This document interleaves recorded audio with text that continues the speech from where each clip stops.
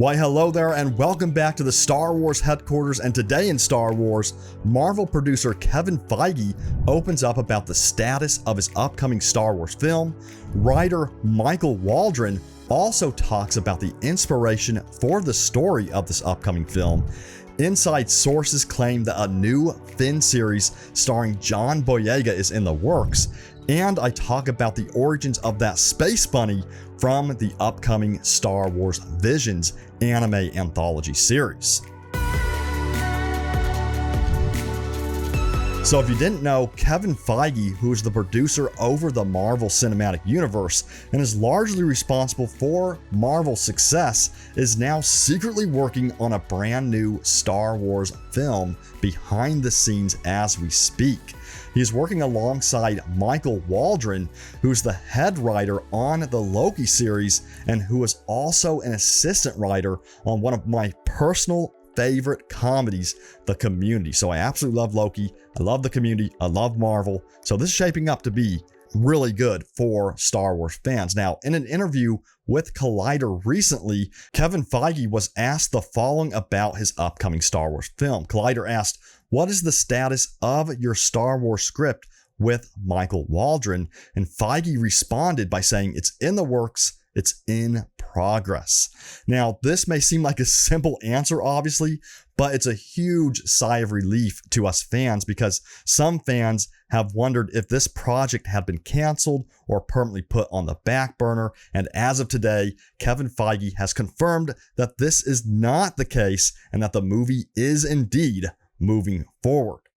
And as you probably already know, a lot of Star Wars fans have been urging Disney to create a Han Solo sequel to continue the story of Darth Maul and Crimson Dawn. And some fans believe that Kevin Feige could be continuing this story with his new movie. And Collider asked Kevin Feige this exact question, asking, "Can you at least say, is it a Solo movie or is it one of these things that could be a movie and a Disney Plus thing?" And Kevin Feige responded by saying, "It's not about Han Solo. Han Solo is not in it." End quote. So there you go. The movie is officially not about Han Solo in any way. Now keep in mind, he did not clarify if the movie would be about Darth Maul or Crimson Dawn, or what era it would take place in, or what characters would be in it. So unfortunately, we didn't really get a lot of answers there, but the good news is that the movie is still underway by one of the most successful producers in the industry. So I don't know about you, but I have high hopes for this film for sure. And as I stated before, Michael Waldron, who's the head writer on the Loki series and was an assistant writer on one of my favorite comedies, The Community, is working closely with Kevin Feige to write the story for this new Star Wars film. And this is what Michael Waldron had to say about working on the new Star Wars film and the inspiration for the story and upcoming characters. He said, "I think the success of the MCU is, for all the amazing science fiction and concepts and all of that stuff, ultimately, the success is built upon the characters, their humanity, their very relatable conflicts, friendships, and the family that is the MCU. I think Star Wars at its best is a story about family. Han, Luke, and Leia were a family. You loved seeing them together, and you hated it when they were split apart. It's great characters. That's nothing new, and I'm not going to blow anybody's mind with this headline, but that's my biggest takeaway." End quote. So this is definitely reassuring to hear Michael Waldron understand what makes Star Wars great: the characters. I also hope that Kevin and Michael learn from the missteps as seen in the sequel trilogy, most notably in The Last Jedi, where instead of building upon the character relationships that were established in Episode 7, Rian Johnson opted for the characters to separate, which in my humble opinion was a mistake and impeded the attachment we as fans wanted to feel to the characters. So hopefully Kevin and Michael keep the characters together most of the time, so that way we can see the relationships build and become more attached to the characters. And a new rumor has been going around that John Boyega will be starring in a new Disney Plus series, and that this new series will be a prequel series that not only dives into Finn's past, but also jumps into the future beyond the Rise of Skywalker story. So this rumor comes from that hashtag show and was also reported by Star Wars News Net. But as with every rumor, take it with a grain of salt.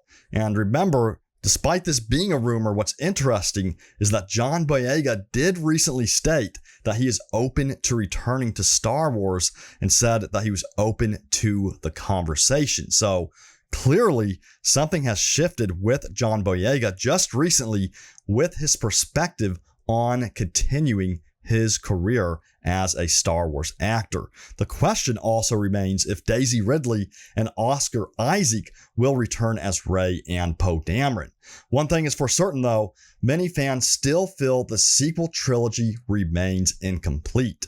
There are many questions left unanswered, such as Finn's possible Force powers, what Rey does after she arrives on Tatooine, and what new challenges will arise now that the First Order has been defeated. Who will take their place? Would you want to see a Finn series on Disney Plus?